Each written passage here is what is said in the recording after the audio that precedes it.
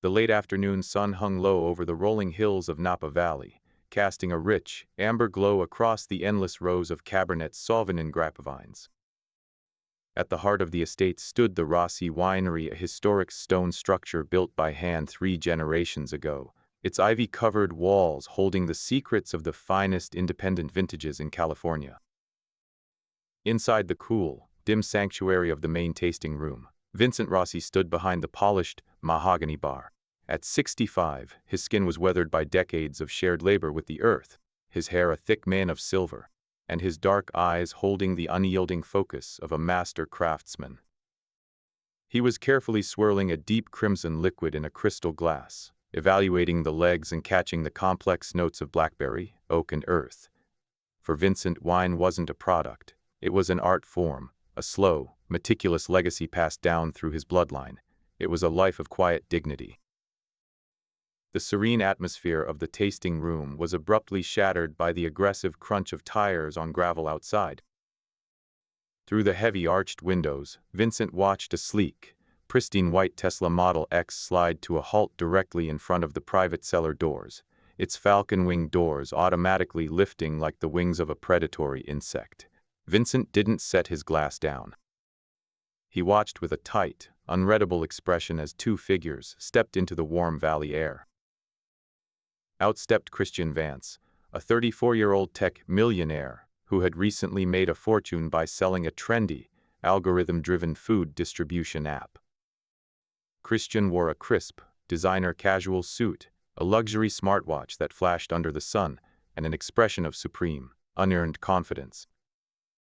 He looked at the historic stone winery not with reverence, but with the cold, calculating gaze of a venture capitalist sizing up a distressed asset ripe for corporate acquisition.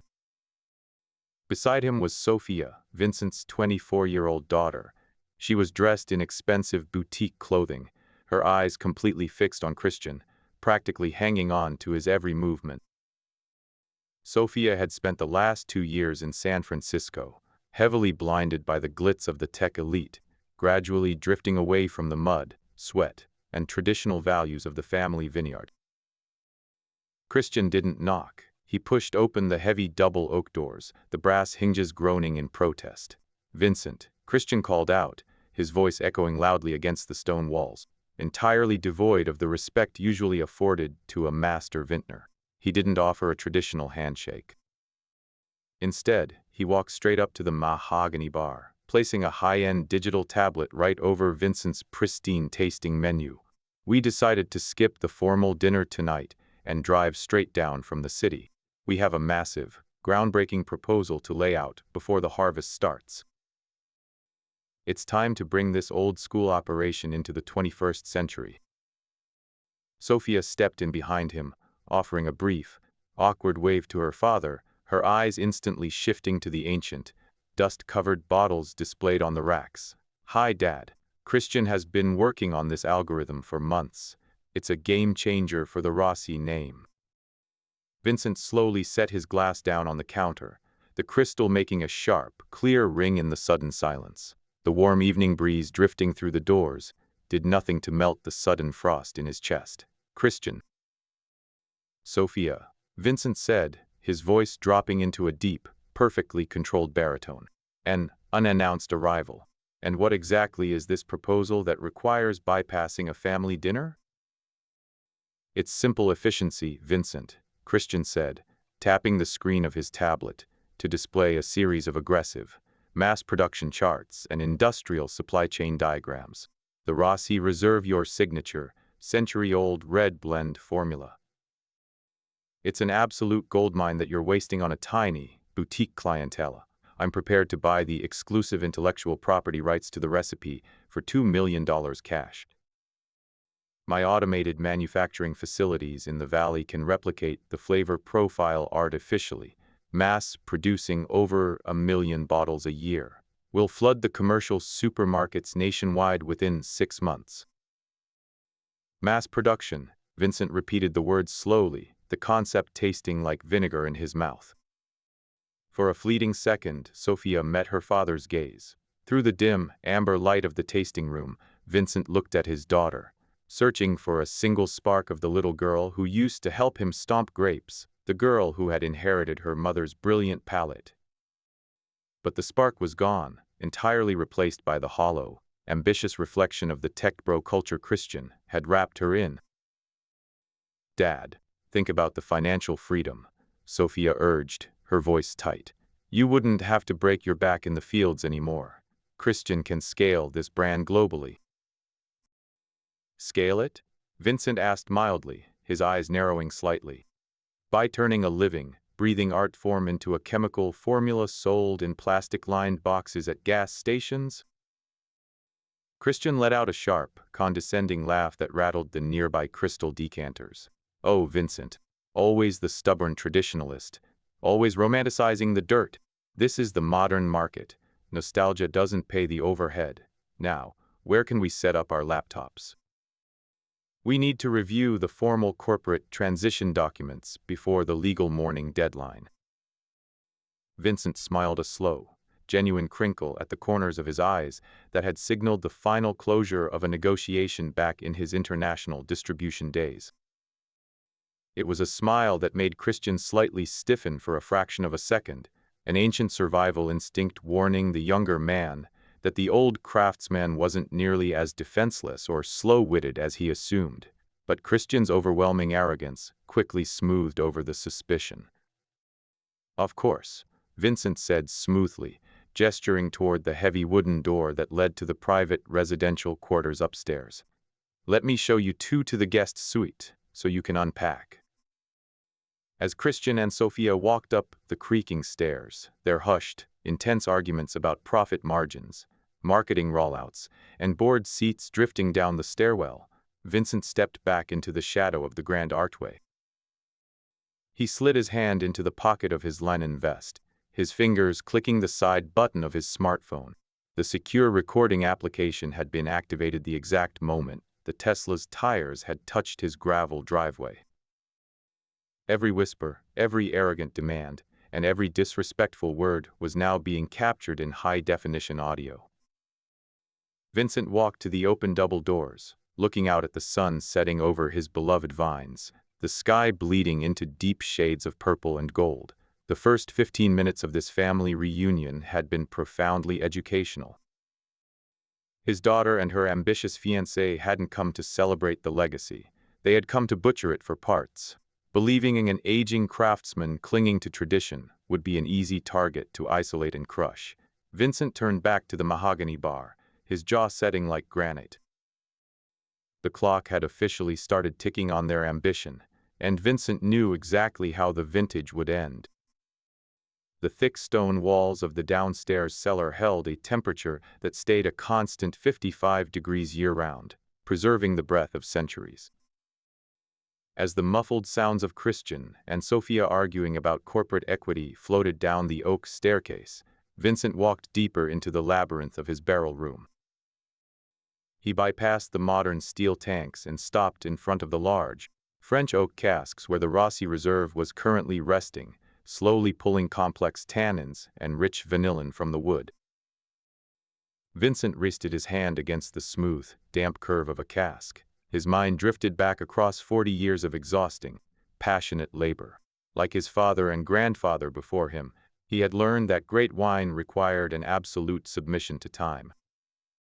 He had survived the volatile, unpredictable climate of Northern California, catastrophic droughts that withered vines overnight, and economic crashes that forced corporate conglomerates to sell out to the highest bidder. Vincent's reputation was legendary. His palate was considered a national treasure, capable of identifying the precise hillside vineyard and harvest year of a vintage from a single, unlabeled sip.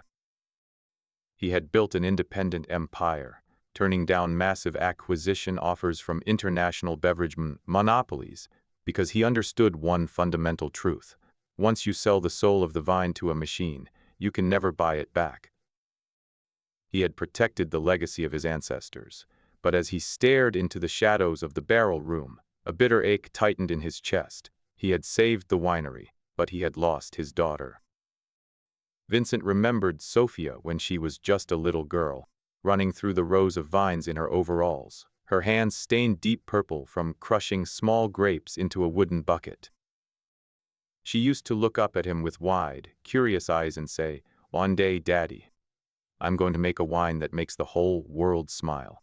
She possessed a natural, brilliant palate inherited from her late mother. She could smell a rainstorm hours before it arrived or identify the trace of vanilla in a fresh barrel. But that little girl had been systematically erased. 2 years in the tech-obsessed, hyper-accelerated culture of San Francisco alongside Christian had hollowed out her passion, transforming her into an ambitious salesperson who viewed her family's heritage as nothing more than a monetizable asset block. The true, horrifying depth of that transformation had become clear to Vincent exactly 4 months ago. Christian had invited him to a private, high-end tech gala in Silicon Valley under the guise of celebrating Sophia's birthday. Vincent had arrived early, navigating the crowded, neon-lit rooftop bar. He was searching for his daughter when he stepped into a quiet alcove near the VIP lounge. Through a gap in the heavy velvet drapes, he heard voices. Christian and Sophia were standing by the railing, their tones sharp and transactional. "The old man is dug in like an oak tree, Christian," Sophia had murmured, her voice stripped of any warmth. "He will never willingly sign over the production formula. He thinks industrial bottling ruins the artistry." "Then we don't ask him willingly," Christian had sneered, swirling an expense cocktail. "We build the media pressure. Once my marketing firm leaks the narrative that Rossi Winery is using unstable, outdated fermentation methods that pose a health risk, the distributors will pull out. He'll face bankruptcy within a quarter. He'll have no choice but to sign the asset transfer over to you just to keep the name alive. Just stay focused, Sophia. That formula is worth millions to my distribution app." Vincent had stood frozen in the shadows, the roar of the party fading into a deafening, white noise. He didn't confront them that night. He had walked out of the gala, driven 4 hours back to Napa Valley in absolute silence, and sat in his kitchen until dawn.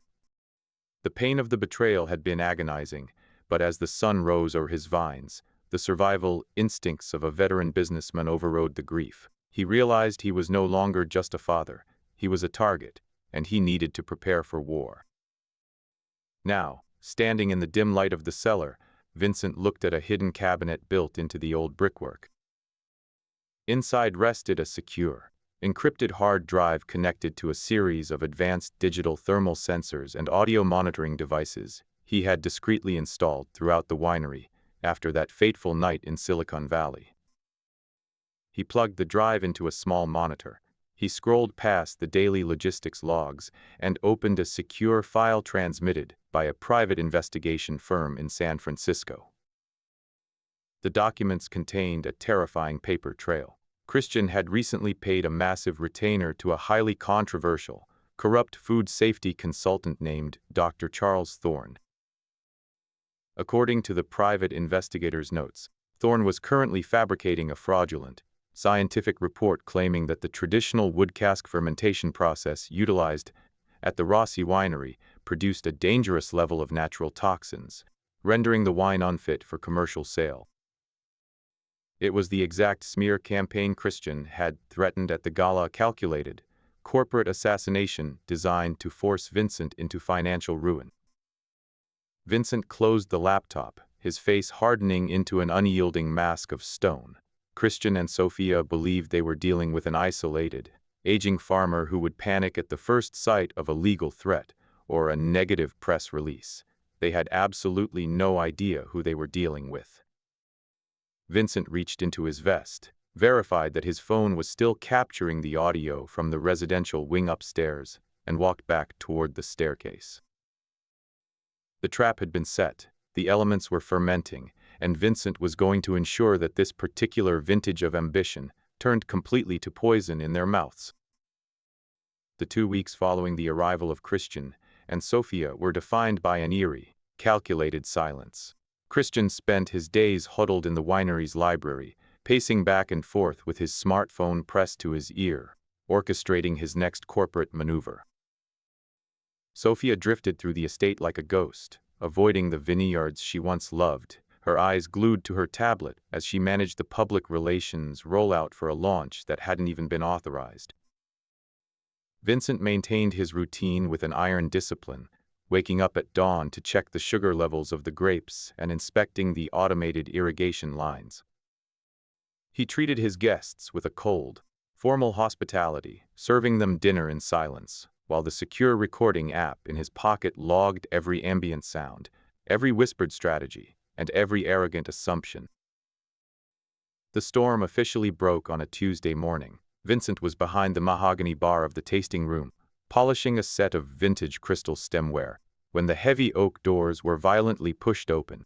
Christian marched in, his face flush with a triumphant, malicious energy, flanked by Sophia. He didn't say a word. Instead, he tossed a high-end tablet onto the bar, the screen displaying the front page of the Napa Valley Chronicle, the region's most influential food and wine publication. The headline was a direct, devastating strike to the heart of the Rossi legacy. Toxic vintage. Independent health report alleges severe contamination risks at historic Rossi winery.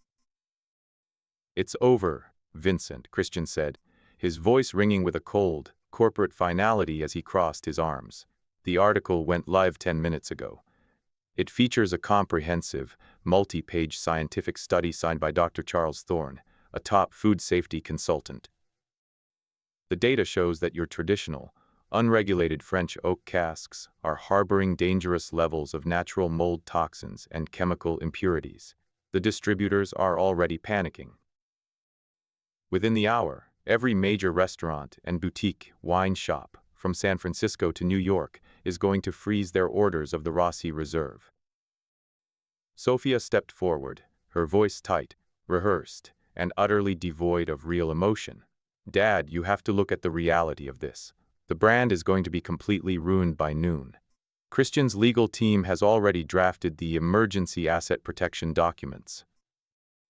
If you sign the intellectual property rights and formula over to my name right now, Christian can release a press statement announcing an immediate corporate restructuring and a transition to modern, steel tank automated manufacturing. We can save the family name. It's the only option you have left." Vincent slowly set his polishing cloth down on the counter. He looked at the tablet screen, then raised his gaze to meet his daughter's eyes, searching for a single shred of remorse. There was none. She was completely trapped in Christian's orbit, viewing her father's life's work as a transaction to be liquidated. "A toxic vintage," Vincent murmured, his voice incredibly calm, his deep baritone completely steady. "An independent health report. It is fascinating how quickly a scientific study can be manufactured when the price is right." Christian let out a loud, condescending laugh. "Don't play the conspiracy theorist, Vincent. Dr. Thorne is a board-certified professional. His word is law in the food safety circuit. You can't fight a public health narrative with romantic cowboy stories about tradition. The distributors don't care about your artistry. They care about liability. You are financially paralyzed as of this morning." "Am I?" Vincent asked mildly, a slow, genuine smile crinkling the corners of his eyes. It was the exact look he used to wear in the boardroom when a competitor walked directly into an ambush. The sight of that smile made Christian slightly stiffen, an instinctive flash of hesitation crossing his eyes, before his arrogance quickly smoothed it over. "You're delusional," Christian hissed, leaning over the bar. "You have 24 hours before the formal distribution cancellations hit your desk. Sign the papers, or watch this whole place burn to the ground." "I think we need to discuss this in a more formal setting," Vincent said smoothly, standing up straight. "Tomorrow morning at 10 o'clock, we will hold a final meeting in the private cellar room. Bring your legal team, Christian. Bring the transition documents. Let's see exactly who is going to be paralyzed when the final contract is laid on the table." The private cellar room of the Rossi Winery was buried deep beneath the stone foundation, surrounded by centuries of brickwork and the silent, massive shapes of the aging oak casks. At exactly 10 o'clock the following morning, the room felt less like a meeting space and more like a high-stakes interrogation chamber. Vincent had arrived early, arranging the heavy timber chairs around a massive, rough-hewn oak conference table. Resting squarely in the center of the wood was a thick, black leather folder. Christian and Sophia marched down the stone stairs, followed closely by a sharp, expensive-looking attorney named Arthur Pendleton, a man known in Silicon Valley for executing brutal, hostile corporate takeovers. Christian carried a sleek aluminum briefcase, his face a mask of supreme, unearned victory. "Let's cut through the red tape, Vincent," Christian said, slamming the briefcase onto the table and popping the latches to reveal the asset transfer contracts. "Your major distributor in San Francisco just put a temporary hold on your autumn shipping manifest.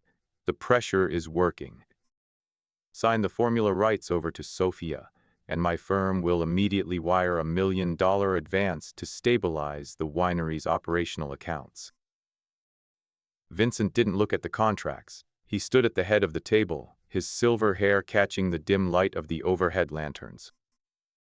"Before we discuss any signatures," Vincent began, his voice quiet, but carrying the heavy authority of a man who owned the very ground they stood on, "I'd like to introduce a few colleagues who have been helping me audit the operational validity of this winery over the past few weeks." He nodded toward the shadows of the barrel corridor. 3 figures stepped into the light. The first was Marcus Reynolds, a legendary corporate defense attorney specializing in agricultural and trade law. Behind him came Nathan Price, a licensed state notary, carrying a heavy leather portfolio. And finally, walking with a measured, lethal stride, was Carla Summers, the private investigator from San Francisco. The moment Carla Summers stepped into the light, the triumphant smile froze on Christian's face. Sophia's hand shook slightly as she adjusted her notepad.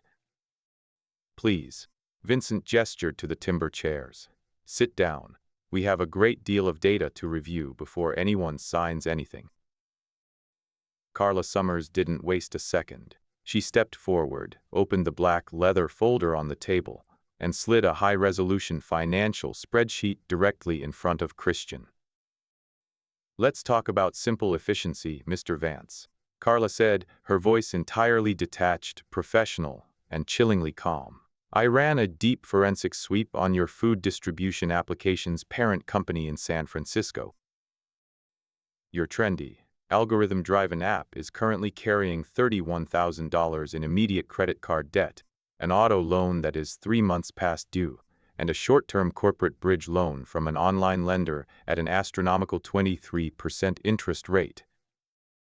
Your total outstanding corporate liability is exactly $47,000. Christian found his voice, though it was frantic and pitched an octave higher. This is an illegal breach of proprietary corporate data. You can't just hack into private financial records. I'll have your license revoked." "Actually, Mr. Vance," Marcus Reynolds interjected, stepping forward, "under California financial disclosure laws for corporate acquisitions, when you propose a hostile takeover or asset buyout of a licensed agricultural entity, your own financial solvency becomes immediate public record for the target defense. Every single one of these documents was obtained legally through corporate registry court orders." Carla pulled out another stack of documents, spreading them across the table like a losing hand of cards. "It gets better. The commercial laboratory space you rent in Silicon Valley. You haven't paid the commercial lease in 2 months. The landlord filed an official eviction notice in civil court last Thursday. You are on the verge of being locked out of your own offices." Vincent looked down at Christian, his gray eyes burning with a cold, terrifying clarity. "You didn't come here to scale the Rossi name, Christian. You came here because you are drowning. You burned through your venture capital. You are facing total bankruptcy. And you tried to steal my century-old formula to use as collateral to save yourself from financial ruin." Christian turned his furious gaze towards Sophia, but before he could speak, Carla dropped a final, devastating file of documents onto the table. "This is the verified email communication and banking logs between Mr. Vance and Dr. Charles Thorne. Carla revealed. It outlines a direct wire transfer of $15,000 from Christian's personal account to Dr. Thorne, explicitly detailing the fabricated metrics required for the fake contamination report published yesterday. In the state of California, Mrs. Vance, manufacturing fraudulent scientific data to destroy a licensed food and beverage producer constitutes malicious trade libel, extortion, and civil conspiracy. It is a Class 3 felony. The word felony hung in the damp cellar air like a toxic mist. Christian's jaw clenched so hard the muscles in his neck strained, his face turning a sickly shade of ash. Sophia looked as though she was going to be physically sick right there on the stone floor. Arthur Pendleton, Christian's own attorney, looked at the banking logs, then at the financial debt sheets, and immediately closed his briefcase. He stood up, unbuttoning his jacket. "Your Honor, excuse me, Mr. Pendleton," the attorney said quickly, backing away from the table. "My firm was retained under the explicit representation that Dr. Thorne's health report was an independent, third-party discovery. If my client has engaged in premeditated wire fraud, trade libel, and financial misrepresentation under oath, I am immediately withdrawing as counsel. Good day." He turned on his heel and marched up the cellar stairs, completely throwing Christian under the bus in a matter of seconds. Vincent stepped closer to the table, leaning down until his eyes were inches from Christian's. "You have 24 hours to pack your laptops, get into your car, and get out of my valley forever." "I have already submitted the case file to the Napa County Sheriff and the District Attorney. If you are still in this county by sunrise, you will be leaving it in the back of a police cruiser. The game is over, Christian, and you lost." Christian did not pack his bags by sunrise, nor did he crawl back to San Francisco in defeat, bound by the desperate terror of his impending bankruptcy, and driven by a toxic mix of pride and malice. He chose to dig his heels into the winery's guest suite. He immediately engaged a notoriously aggressive, cutthroat litigation firm from Silicon Valley to delay the sheriff's intervention, launching a barrage of temporary civil restraining orders that effectively tied the hands of the local authorities for the next 2 weeks. The historic stone estate of the Rossi family became the grid for a silent, suffocating war of psychological attrition. Christian stopped pretending to be the respectful visitor. He paced the grounds like an angry captor, looking at the historic cellars as if he already owned the title deeds. Vincent refused to be driven from the land his grandfather had cleared. When he called Marcus Reynolds the following morning to map out a swift eviction strategy, the attorney gave him a stark, cold reality check. California agricultural zoning laws are notoriously protective of occupants once they are granted entry to a residential property. "Vincent," Marcus explained over the encrypted line, "because you allowed them to reside in the main house for over a fortnight, they are no longer simple trespassers under the letter of the law. We are forced to file a formal unlawful detainer lawsuit through the county court to legally purge them from the estate." If Christian's high-priced firm plays dirty with procedural continuances and administrative appeals, this legal deadlock could drag out for months. Months? Vincent's fingers tightened around the receiver, his jaw hardening into a solid ridge of bone as he looked out at the morning mist rising over the Cabernet vines. The mere thought of breathing the same air as that corporate parasite for another month made his chest tighten with disgust. But as the flash of anger threatened to cloud his judgment, the ancient survival instincts of a veteran vintner took control. If the slow gears of the court system prevented him from cutting off the enemy's shelter immediately, he would simply starve their resources. He would turn their prolonged stay at the Rossi Winery into an absolute, unlivable nightmare. The industrial blockade began at noon. Vincent walked out to the main automated hub near the bottling facility and personally severed the fiber optic internet connection feeding the guest wing, simultaneously terminating the property's premium satellite data package. He executed the shutdown under the indisputable guise of seasonal operational austerity. When Sophia, accompanied by a furious Christian, stormed into the tasting room an hour later, her face flushed with anxiety as she realized her corporate communication networks had completely collapsed. Vincent was calmly logging hydrometer metrics in his journal. "What the hell is going on with the utility grid, Vincent?" Christian shouted, slamming his hand onto the mahogany counter. "The Wi-Fi network is totally dark, and the corporate server line in our suite is dead. I have a critical restructuring call." Vincent didn't raise his eyes from the page. He slowly took a measured sip of his espresso. "Operational budget adjustments, Christian," he replied, his voice entirely flat and devoid of emotion. "I am an aging independent producer managing a delicate, fixed-yield agricultural budget. With the harvest approaching, I must fiercely prioritize my core mechanical spending out here. High-speed digital streaming is a luxury this winery can no longer afford to subsidize for house guests." "Fixed budget?" Christian spat the words across the wood, his eyes burning with pure venomous desperation. "You own one of the most valuable independent wine labels in the entire valley. Don't play the broke farmer with me.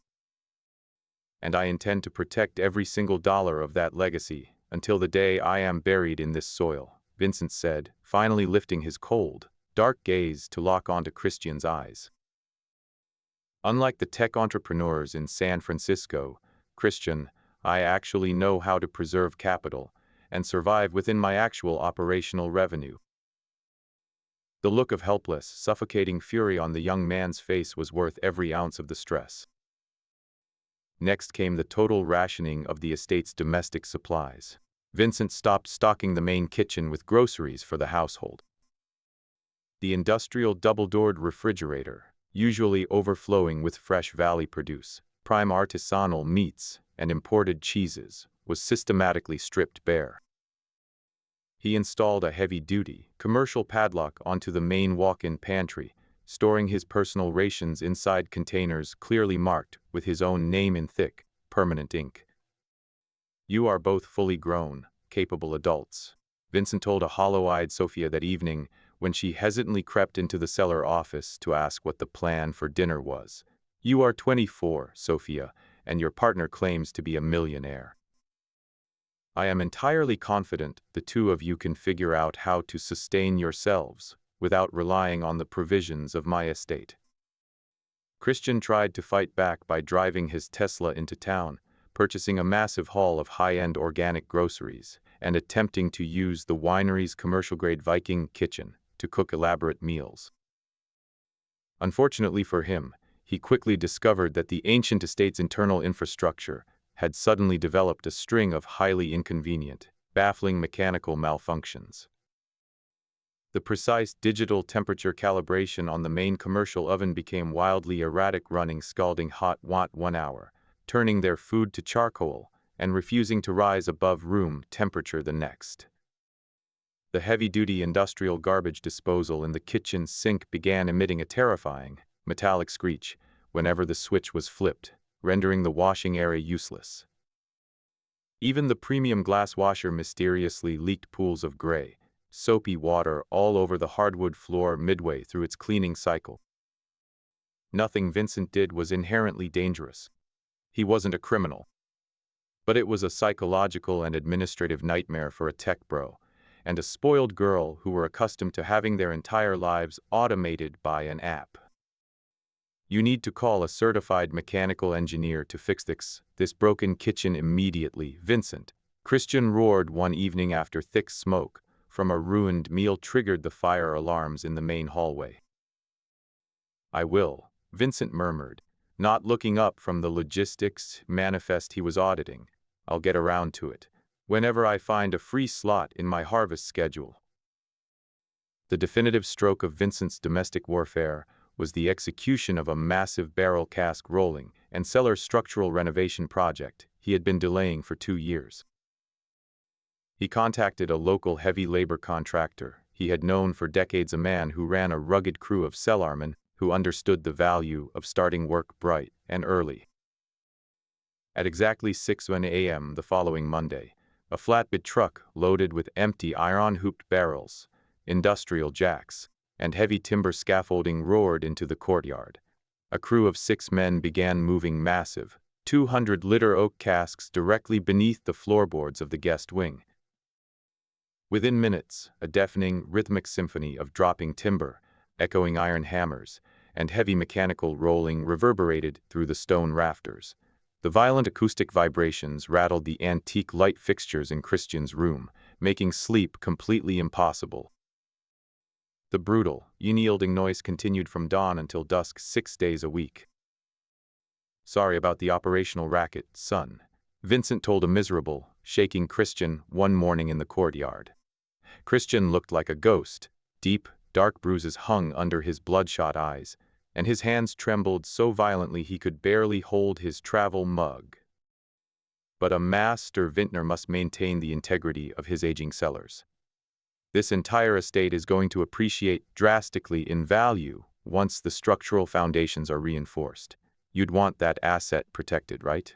Seeing as you and your wife are so desperate to seize the formula. Christian just stared at the older man with hollow, defeated eyes, utterly broken by the lack of sleep, unable to summon a single word of retort. He turned and shuffled back toward the noisy house like a casualty of a war he hadn't realized he was fighting. Vincent watched him go, taking a slow, deeply satisfying sip of his wine. The perimeter was secure, and on the outside, Carla Summers was about to uncover the final nail for their coffin.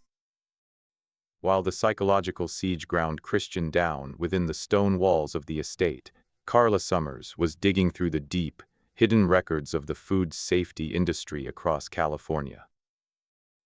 On a cold, rain-slicked Thursday evening, as the deafening rumble of the barrel-rolling crew finally died away for the night, Vincent's private secure line buzzed. "Vincent," Carla's voice came through the speaker, sharp, clear, and completely focused.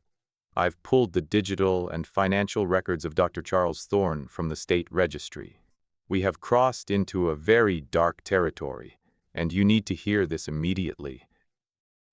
"Give it to me straight, Carla," Vincent said, leaning back in his leather chair. Christian didn't just pay Thorne $15,000 for a single fake news article. Carla revealed, the rustle of investigative files clear over the line. "My deep sweep of Thorne's hidden LLC accounts shows us a second, massive wire transfer of $40,000 executed just 4 days ago, and it wasn't for a paper trail. Christian has purchased a highly regulated, synthetic agricultural bacterial strain from an unlicensed biochemical supplier in Nevada." Vincent's eyes narrowed into slits, his posture turning rigid. "A bacterial strain? What kind?" "A targeted, aggressive strain of Xylella fastidiosa, the bacteria that causes Pierce's disease," Carla said, her voice dropping into a chilling cadence. "It's a vineyard's absolute worst nightmare. It chokes the water-conducting vessels of the grapevines, killing the crops within a single season and ruining the soil viability for years. Christian knows his media smear campaign won't survive a formal court challenge once Dr. Chen's independent reports are verified. He is planning a physical sabotage, Vincent. He is going to introduce the bacteria into your primary irrigation valves for the Cabernet Sauvignon fields, deliberately destroying the harvest. He wants to force you into absolute, immediate financial ruin, so you have no choice but to liquidate the estate to his dummy corporation before the banks foreclose on him. He wants to burn the vineyard to save himself," Vincent whispered, a dangerous, freezing calm settling over his mind. "Exactly. He's desperate, Vincent.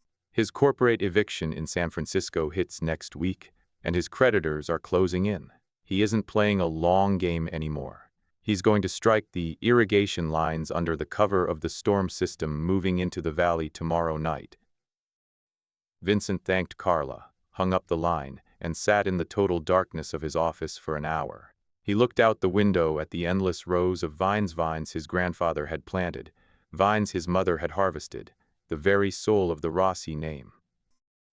The pain of seeing his daughter Sophia stand silently beside a man willing to poison the earth of her own ancestors was an agonizing weight in his chest. But as the distant thunder rolled over Napa Valley, The steel-hard resolve of a master builder took over. Christian believed he was dealing with an isolated, fragile old man who would break under pressure. He had no idea he had just signed his own destruction. 3 days later, the trap clapped shut exactly as Vincent had engineered. At noon on a rainy Saturday, a marked white vehicle from the Napa County Superior Court drove up the gravel driveway. A formal process server climbed the porch steps and handed Vincent a thick, sealed document bearing the blue stamp of the state judiciary. Inside was an ex parte petition for emergency asset freezing and involuntary corporate receivership, filed jointly by Christian Vance and Sophia Rossi on behalf of the Rossi Winery Corporation. The legal text was an absolute fabrication. It claimed that Vincent's advanced age, severe neurological paranoia, and erratic destruction of the estate's mechanical utilities had created an immediate, catastrophic risk to the corporation's survival and the shareholders' future. It requested that the court immediately strip Vincent of all operational control, freeze the winery's business accounts, and appoint Christian as the temporary corporate receiver with full executive authority over the proprietary formulas, the bank vaults, and the physical land. Vincent read the text slowly, letting every single lie sink into his memory. Then he placed the document flat on the mahogany table and looked out at the pouring rain. They had crossed the Rubicon. They had submitted verified, fabricated statements under oath to a state judge. They truly believed an old farmer would panic, freeze, or surrender when faced with a massive corporate filing. He picked up his smartphone and dialed Marcus Reynolds.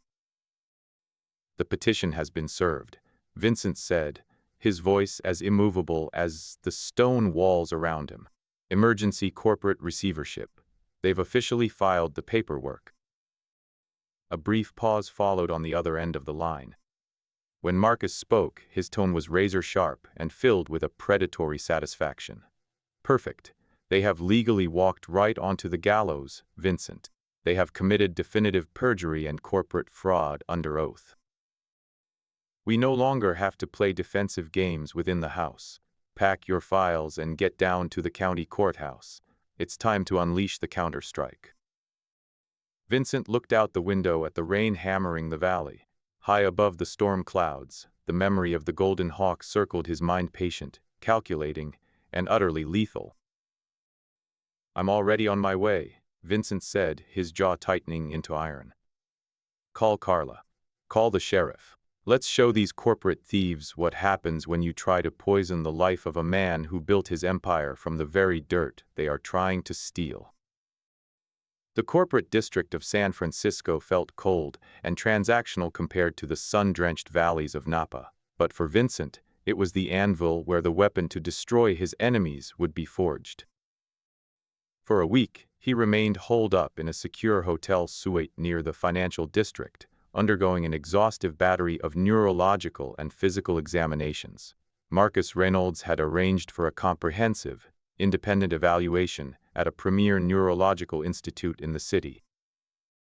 Dr. Sandra Chen, a board-certified geriatrician with 20 years of high-stakes forensic experience, put Vincent through 4 brutal hours of tests.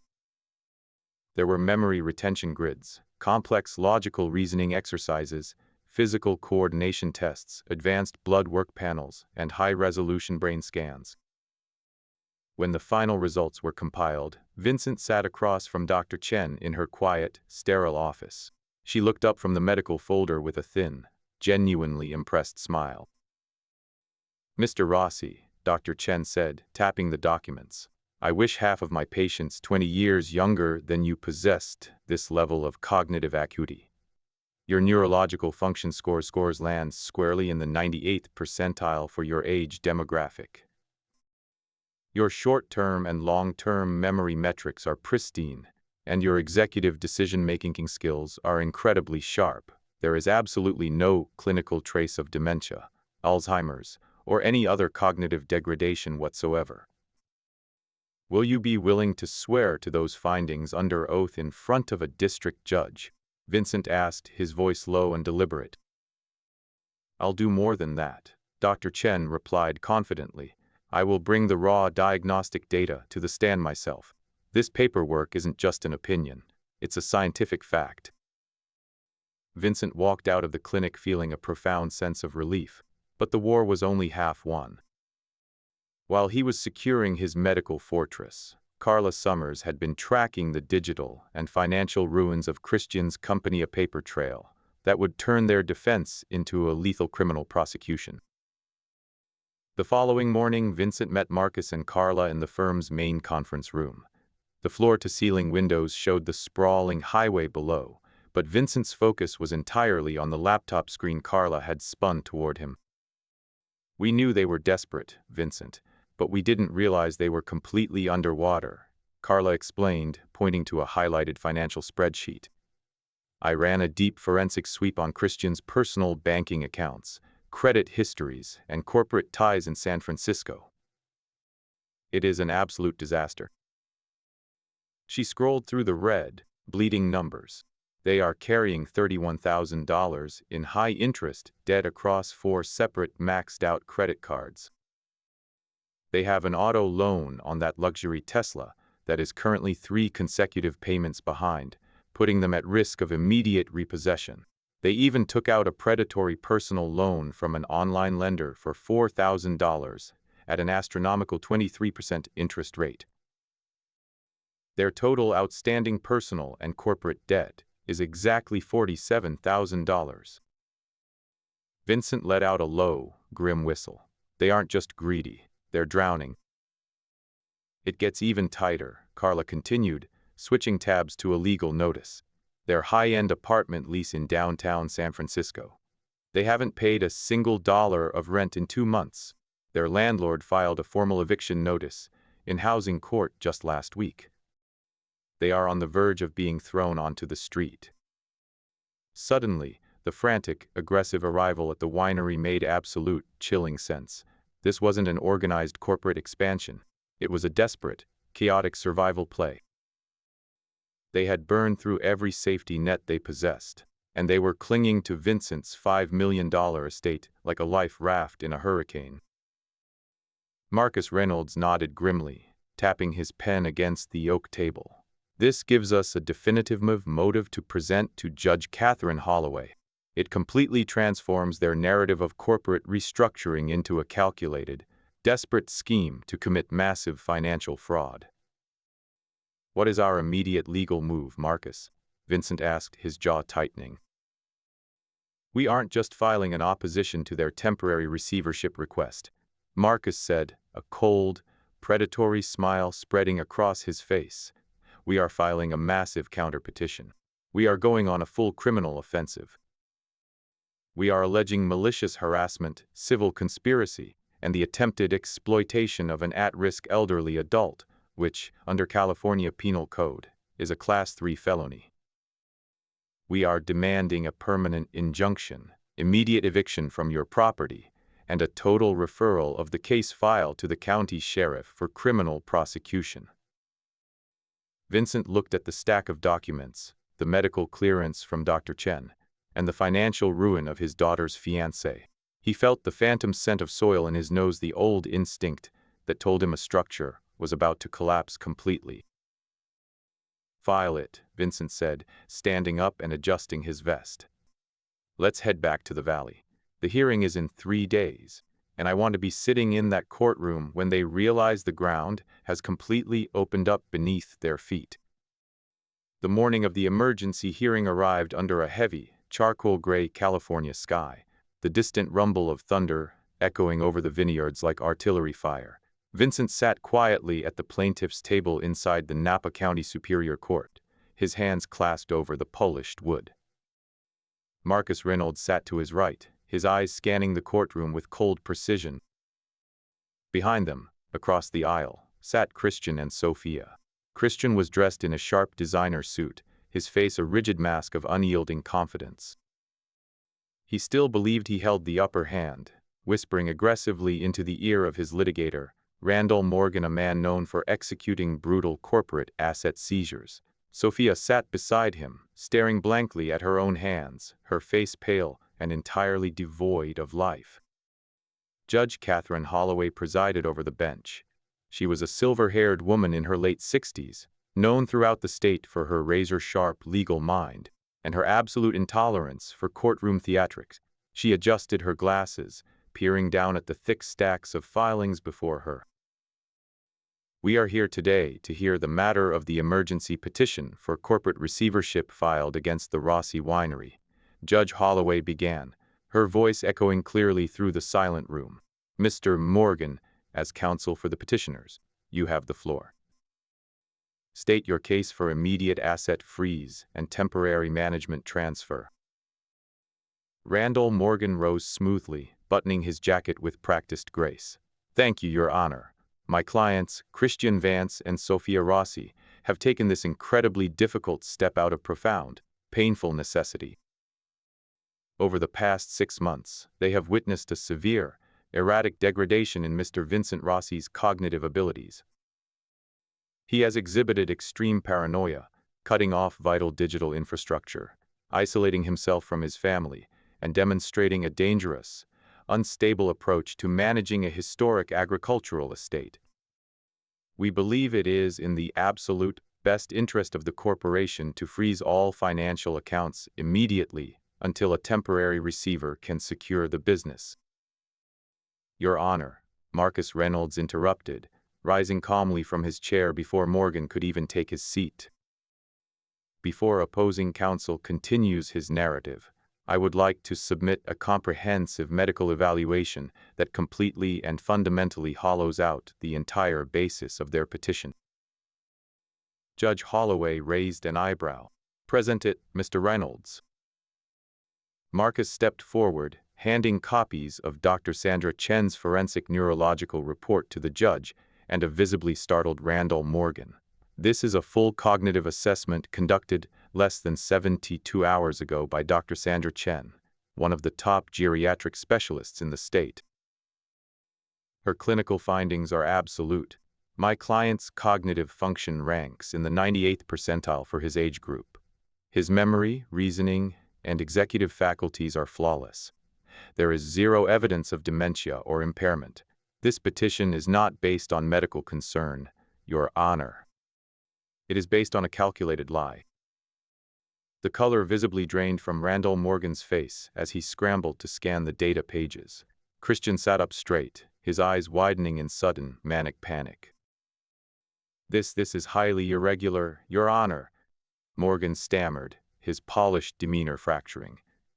We have had no adequate opportunity to review this independent report or challenge its methodology. The report was officially filed into the court registry yesterday afternoon, Mr. Morgan, Judge Holloway said, her tone dripping with ice. Perhaps you should have spent less time preparing your opening remarks and more time reviewing the docket. Dr. Chen's credentials in this circuit are absolutely impeccable. Her methodology is flawless. Unless you have a counter-evaluation from a licensed physician who has actually examined Mr. Rossi in person, I am inclined to accept these findings as absolute truth. Your Honor, my clients acted in absolute good faith based on behavioral observations. Morgan attempted to salvage the argument, but Marcus Reynolds pressed forward like a freight train.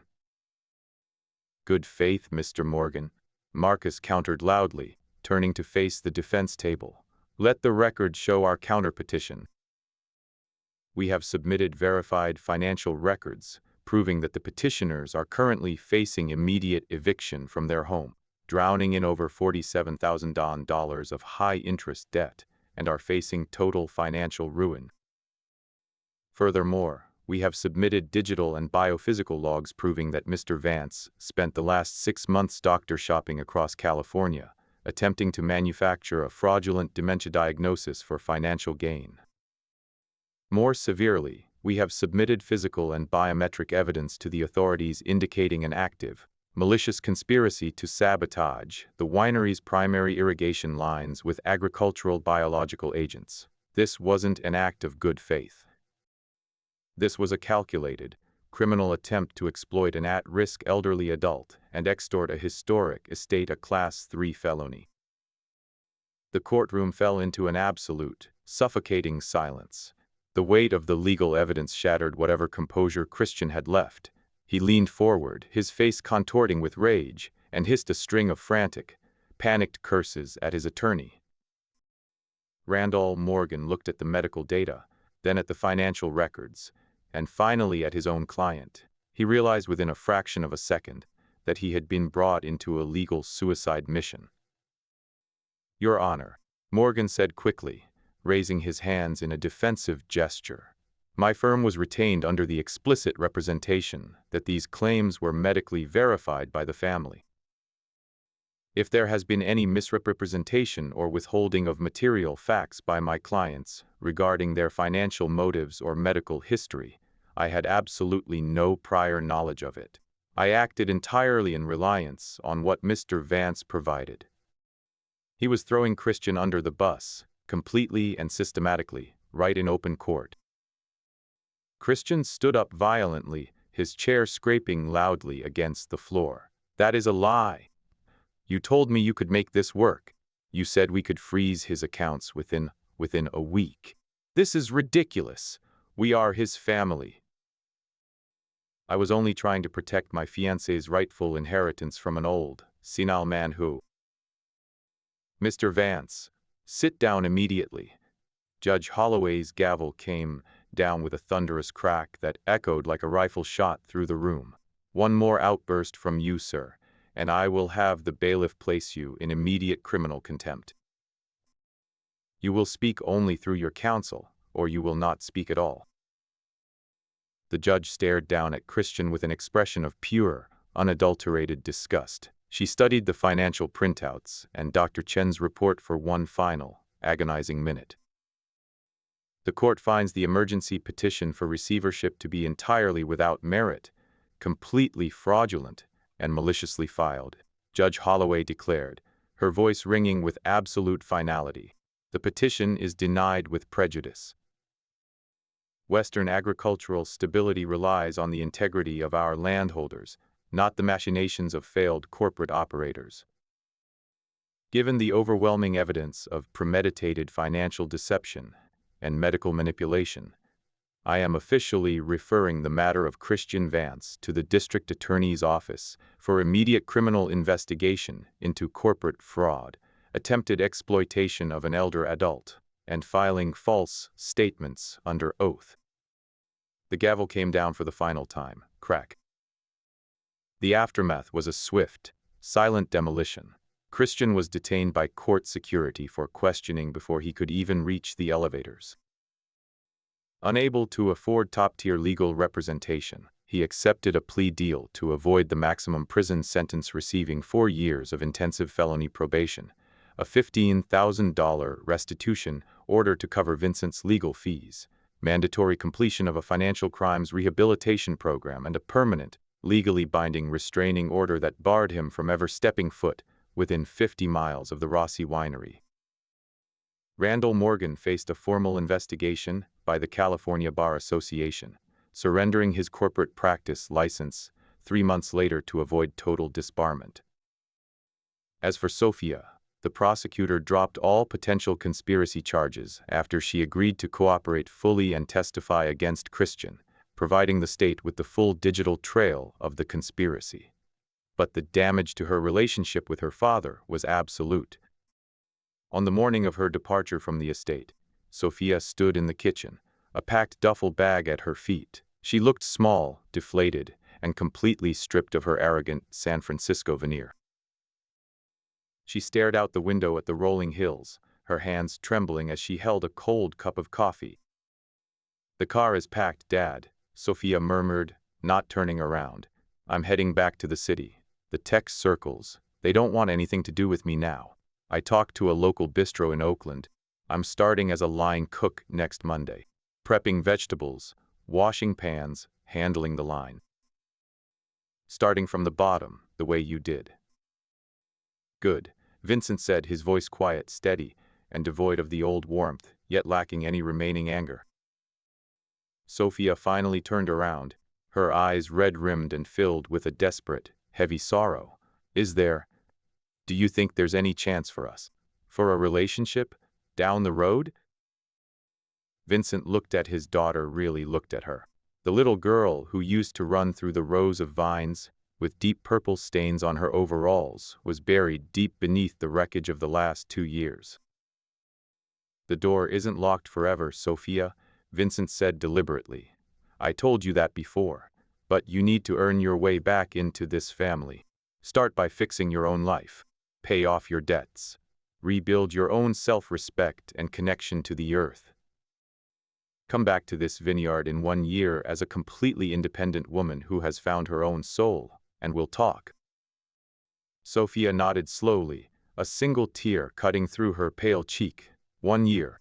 I'll prove it to you, Dad. Thank you for not giving up on me completely." Vincent watched from the wide timber porch as Sophia's modest car drove down the gravel driveway, disappearing past the historic stone gates and into the vast Napa Valley horizon. He turned and walked back inside, pouring himself a fresh glass of the Rossi Reserve. The months passed in a beautiful, predictable rhythm. Summer bled into a crisp, golden autumn, and the leaves of the Cabernet vines turned brilliant shades of crimson and amber against the mountains. Vincent went back to his routine, harvesting his flawless grapes in the crisp mornings, reading his antique journals by the roaring fireplace, and enjoying quiet dinners with his neighbors. One morning, as the first mist of winter frosted the edges of the porch railing, Vincent sat in his rocking chair, watching the sun rise over the valley. His phone buzzed in his pocket. It was a text from Vivian, the neighbor from down the hill. "Making that slow-roasted salmon recipe you love tonight. Dinner at 6, don't be late." Vincent smiled, his fingers typing out a swift reply. "Wouldn't miss it for the world. I'll bring the good vintage." He slid the phone back into his linen vest, leaning back against the sturdy stone walls of his home. He looked out at the rolling pastures, his vines, his land, his life, everything he had spent a lifetime building, and everything he had possessed the iron will to protect. The structure had taken a hit, the smoke had cleared, but the foundation remained completely